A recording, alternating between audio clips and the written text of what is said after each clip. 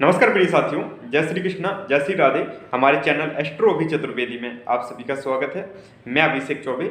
आज आप लोगों को पितृदोष के लक्षण बताऊंगा। आप सब जानते हैं आजकल तो जहां भी आप जाएंगे किसी पंडित जी के पास या तांत्रिक के पास, वो लोग क्या बोलते हैं, देखते ही आपकी कुंडली बता देते हैं पितृदोष है या फिर आपके घर में पितृदोष है। तो आज मैं आपको पितृदोष के लक्षण बताऊंगा। पितृदोष के कुछ लक्षण होते हैं, अगर वो घट रहे हैं तब आपको कहीं परेशान होने की बात नहीं है। आप स्वयं घर में ही पूजा पाठ कर सकते हैं या फिर किसी ब्राह्मण, विद्वान ब्राह्मण के पास या पूजा पाठ करवा सकते हैं। वैसे आप घर में करेंगे बहुत अच्छा रहेगा। आज मैं आपको लक्षण बता रहा हूँ और जिसके चलते आप स्वयं ही समझ लेंगे कि आपके घर में पितृदोष है। ठीक है। आप लोगों के मन में एक बात और चल रही होगी कि किसी मतलब पिता की दो संतानें हैं, उनमें से छोटा बेटा जो है वो बड़ा खुशहाली से अपना जीवन व्यतीत कर रहा है और जो बड़ा बेटा है वो बड़ा दुखी है। बड़ा बेटा कहीं जाता है तो लोग कहते हैं पितृदोष है। अगर देखो भाई, पितृदोष होगा तो दोनों की कुंडली में होना चाहिए, एक ही में क्यों हो रहा है? होना चाहिए ना। आप यही सोच रहे होंगे। अब इसमें एक चीज़ और होता है, ऑरा से भी डिपेंड करता है।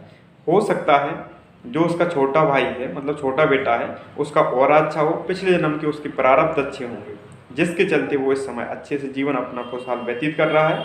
लेकिन कहीं ना कहीं उनके बच्चों पे वो पितृदोष का लक्षण आ जाएगा। ठीक है। तो पितृदोष कैसे बनता है ये भी मैं आपको बता देता हूँ। पितृदोष, सबसे बड़ी बात, आपके जो पूर्वज होते हैं, आपके मतलब पिताजी, दादाजी, परदादा या उनके भी दादा चले जाते हैं और उनकी कुछ इच्छाएं रह जाती हैं। कई लोग होते हैं ना, जाते समय भी उनकी इच्छाएं रह जाती हैं कि हम ये कर लेते, हम ये करके जाते या वो करके जाते तो ज़्यादा अच्छा रहता। उनकी अगर इच्छाएं रह जाती हैं उससे भी पितृदोष बनता है। या फिर किसी की अकाल मृत्यु हो जाए, अकाल मृत्यु के कारण भी पितृदोष बनता है। जिसके मतलब वो भटकते रहते बेचारे, तो वो खुश नहीं रहते। तो देखो, आपके पूर्वज जो हों वो खुश नहीं रहेंगे तो क्लियर बात है कि आपको भी परेशान करेंगे। और अब बात रही कि पितृदोष और कैसे बनता है, मैं आपको बता दूं। आपके पूर्वज जो हैं बड़े खून पसीने की मेहनत से वो अपनी कमाई करके मतलब जोड़ के गए हैं। ठीक है। देखो, जो आपके पास जमीन जायदाद या धन है वो उन्हीं के देन है। पैतृक संपत्ति आपके पास है, वो चाहते तो उनके पास भी पैतृक संपत्ति, वो चाहते तो वो उसको बर्बाद कर देते थे, बेच देते। लेकिन उन्होंने संभाल के रखा है, अपना खून पसीना मेहनत करके उसको जोड़ के रखा है। और बच्चे क्या है, आज के बेचने लगेंगे तो बेचेंगे तो क्लियर बात है उनकी आत्मा दुखी होगी। अब आपने कोई चीज़ कमाई हो और उसे आपके बच्चे, आपका उत्तराधिकारी जो हो, वो उसको नष्ट करने लगे तो आपको बड़ा कष्ट होगा या नहीं होगा? तो आपके पूर्वजों को भी बड़ा दुख होता है कि देखो, हमने तो भाई खून पसीना करके मेहनत करके कमा के अच्छे से रख गए थे और ये लोग ऐसा कर रहे हैं कि मतलब बेचने में लगे हुए हैं। तो वो बड़े रुष्ट होते हैं, इस चीज़ से भी रुष्ट होते हैं। या फिर आपके पूर्वज धार्मिक हों और आप अधर्म के रास्ते पे चल रहे हों, गलत संगति आप पकड़ गए हों, तब भी वो रुष्ट होते हैं, जिसके चलते भी वो आपको पितृदोष लगता है और वो परेशान करते हैं। अब बात करते हैं पितृदोष के और लक्षण क्या हैं। आपके घर में कोई ना कोई बीमार रहता है, जैसे कि पति, कभी पत्नी, कभी बच्चे। अगर 3 ही सदस्य हैं तो कोई ना कोई हमेशा बीमार बना रहता है। आप डॉक्टर के पास जाते हैं, चेकअप करवाते रहते हैं, उसमें कुछ नहीं आता, नॉर्मल आता है, फिर भी बीमार कोई ना कोई बना रहता है। अगर ऐसी कंडीशन हो रही है तब भी आप मानिए कि आपके घर में पितृदोष है। आपके यहाँ पर शादी को 10-12 साल हो गई हैं, संतान में बड़ी परेशानियाँ आ रही हैं, आपका मिस कैरेज बार बार हो रहा है, 2-3 महीने आपका गर्भ रहता है, ठहरता और उसके बाद मिस कैरेज हो जाता है। अगर ऐसी कंडीशन हो रही है तब भी आप यकीन मानिए कि आपके घर में पितृदोष है। आप बिजनेसमैन हैं या जॉब करते हैं, आपका जॉब में 10 दिन मन लगता है, 20 दिन आपका मन ही नहीं लगता, बड़े मन से परेशान रहते हैं। आपका बिजनेस भी ऐसा ही अगर चल रहा है, 20 दिन आप बैठे रहते हैं, 10-5 दिन अच्छे से चलता है। अगर ऐसी कंडीशन हो रही तब भी आप यकीन मानिए कि आपके घर में पितृदोष है। ठीक है। और आपके घर में 3 सदस्य हैं, तीनों की आपस में नहीं बनती है। पिताजी की राय अलग है, दूसरे बेटी की अलग राय है, पहले की अलग राय है, मतलब माता जी की अलग राय है। अगर ऐसी कंडीशन हो रही है तब भी आप यकीन मानिए कि आपके घर में पितृदोष बना हुआ है। मतलब कि 4 बर्तन हैं, चारों की आपस में नहीं बनना। 3-4 लोग तो आजकल आप जानते हैं, सभी छोटी फैमिलियाँ होती हैं, छोटी फैमिलियों में भी आपस में ना बनना, ये भी एक पितृदोष का कारण है और पितृदोष का ये भी लक्षण है।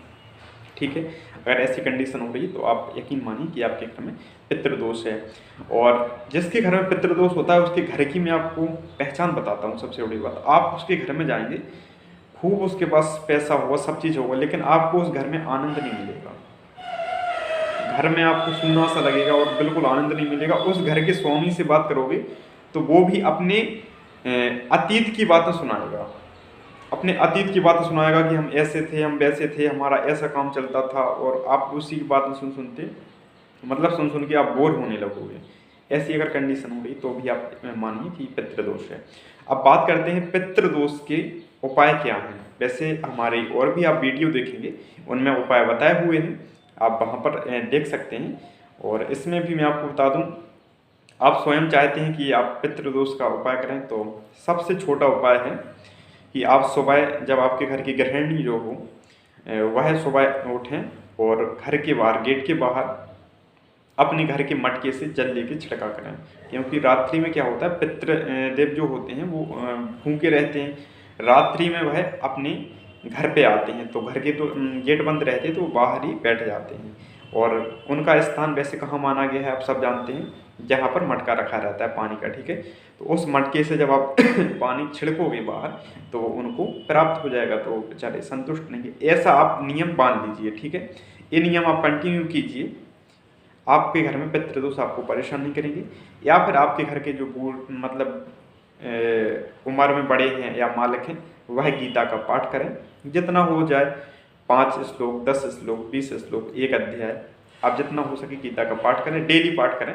ऐसा करने से भी आपको पितृदोष परेशान नहीं करेगा। आज हमने पितृदोष के आपको लक्षण बताए। अगर आप अपनी कुंडली विश्लेषण करवाना चाहते हैं या फिर ज्योतिष से संबंधित कोई भी जानकारी चाहते हैं, आप हमसे संपर्क कर सकते हैं। हमारा संपर्क सूत्र है 8299118442। इस पर आप मुझे व्हाट्सअप कर सकते हैं, कॉल भी कर सकते हैं, इसके माध्यम से आप जान सकते हैं। और आप पितृदोष के अगर उपाय करवाना चाहते हैं तब भी आप हमसे संपर्क कर सकते हैं। आप हमें इंस्टाग्राम पे भी फॉलो कर सकते हैं, एस्ट्रो अभी चतुर्वेदी। और आप यूट्यूब पे अगर हमारे बारे में किसी को बताएंगे तो एस्ट्रो अभी चतुर्वेदी करके सर्च करेंगे, यूट्यूब हो, इंस्टाग्राम हो या फेसबुक हो, उस पर आपको हमारी प्रोफाइल मिल जाएगी। बस आज के लिए मैं इतना ही कहूँगा। कल आपको पुनः नया उपाय लेके आऊँगा और मैं बहुत छोटे छोटे आप लोगों को उपाय बताता रहता हूँ। और भी आप छोटे अगर उपाय जानना चाहते हैं पितृदोष या काल सर्प दोष से संबंधित, तब आप हमें कॉल कर सकते हैं। ठीक है, लेकिन कुंडली विश्लेषण का चार्ज लगता है। ठीक है।